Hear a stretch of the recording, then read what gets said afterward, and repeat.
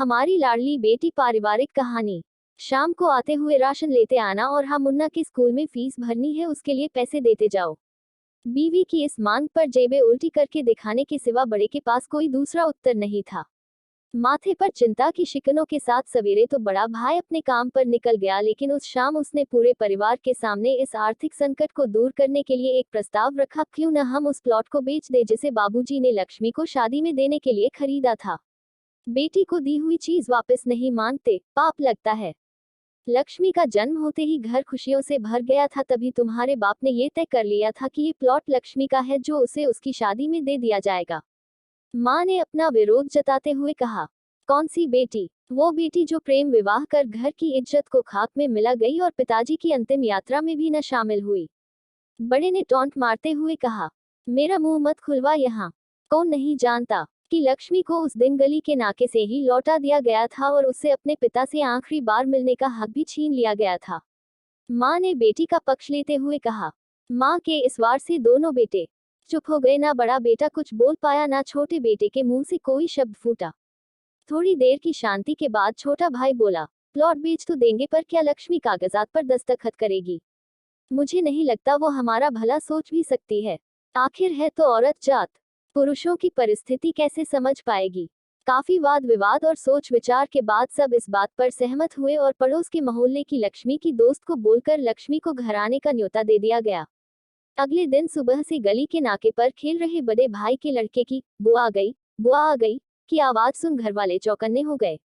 दोनों भाई मन में द्वेष और नफरत के साथ उसको कैसे घर में आने के लिए कहे, इसी दुविधा में थे। वो कहते हैं न, जरूरत के वक्त गधे को भी बाप बनाना पड़ता है। उसी कहावत के हिसाब से दोनों भाई बहनें से बात करने के लिए तैयार हुए।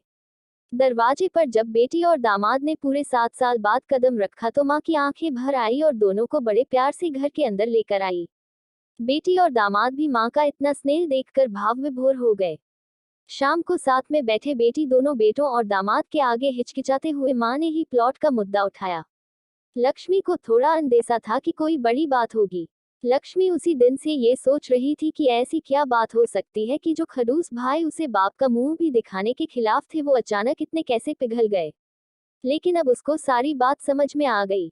लक्ष्मी ने तिरछी नजर से पति की तरफ देखा तो वो बोल पड़ा, देखिए माँ जी, शादी से पहले जो कुछ आपका था वो आप ही का रहेगा। न उस पर मेरा या लक्ष्मी का कोई हक था, ना है, नहीं भविष्य में हम मांगेंगे। इसलिए आप निश्चित होकर उस प्लॉट के साथ जो करना है कीजिए। आप जहाँ कहेंगे हम वहाँ साइन कर देंगे। सुबह से अपने जीजा से नजरें चुरा रहे दोनों भाइयों ने अब अपने जीजा को अच्छे से देखा। सुबह प्लॉट के कागजात पर बहन के दस्तखत लेकर काम खत्म किया जाए, यह तय हुआ। सब इस मीटिंग को खत्म कर उठ ही रहे थे कि टीवी पर अनाउंसमेंट हुआ कि आने वाले 21 दिनों तक देश में लॉकडाउन लगाया जा रहा है। लक्ष्मी के पति ने फोन पर बात करने के बाद कहा, अब हम क्या करेंगे लक्ष्मी? कल की बस भी रद्द हो गई है और 21 दिनों तक कोई बस नहीं है, हम तो फंस गए। इस खबर से दोनों भाई बहुत निराश हो गए, क्योंकि एक तो उनकी आमदनी कम थी और 2 लोगों का और खाने पीने का बोझा बढ़ गया था।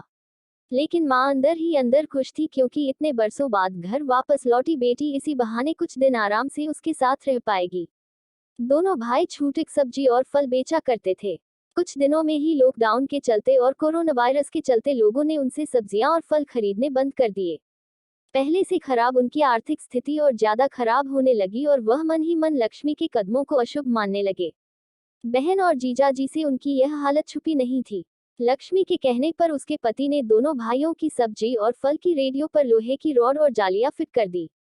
बाजार जाकर दोनों के लिए कैप, हाथों के दस्ताने और थोक के भाव से सब्जी और फल खरीद लाए। दोनों की रेडिया अच्छे से तैयार कर फल और सब्जियां ढककर दोनों भाइयों को टोपी और दस्ताने देकर जीजा जी ने उनसे कहा, एक बार इस तरह से धंधा करके देखो, शायद आपका मुनाफा बढ़ जाए। थोड़ी आनाकानी करने के बाद दोनों भाइयों ने जीजा जी के समझाए अनुसार धंधा शुरू किया। 2-3 दिनों बाद ही कोरोना से घबराए लोग अब ढकी हुई फल और सब्जियां और दस्ताने और सेफ्टी का ध्यान रखते बेचने वालों से ही फल और सब्जियां खरीदने लगे। इस तरह समझदार दामाद की वजह से धीरे धीरे दोनों भाइयों का धंधा अच्छा चलने लगा और उनके घर का गल्ला जो पहले खाली हो रहा था अब धीरे धीरे भरने लगा। माँ जैसे अपने मरे हुए पति से मन ही मन संवाद साधने लगी, देखो जी, आपकी लक्ष्मी सच में लक्ष्मी है। उसके पांव घर में पड़ते ही घर खुशियों से भर रहा है।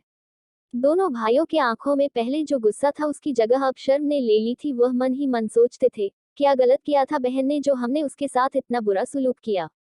शादी ही तो की थी और शादी करने से पहले हमें बताया भी तो था। हम ही थे जो उसे स्वीकार नहीं कर पाए। दोनों भाइयों के मन में द्वेष और नफरत धीरे धीरे क्वारंटाइन हो गए। 21 दिन बाद जब दीदी और जीजाजी प्लॉट के कागज पर साइन करने जाने लगे तब दोनों भाइयों ने उन्हें रोक लिया और उनकी माफी मांगते हुए वो पेपर्स उन्हें देते हुए बोले, शादी के वक्त हमने आपको कोई तोहफा तो दूर की बात है, आपका हक भी नहीं दिया।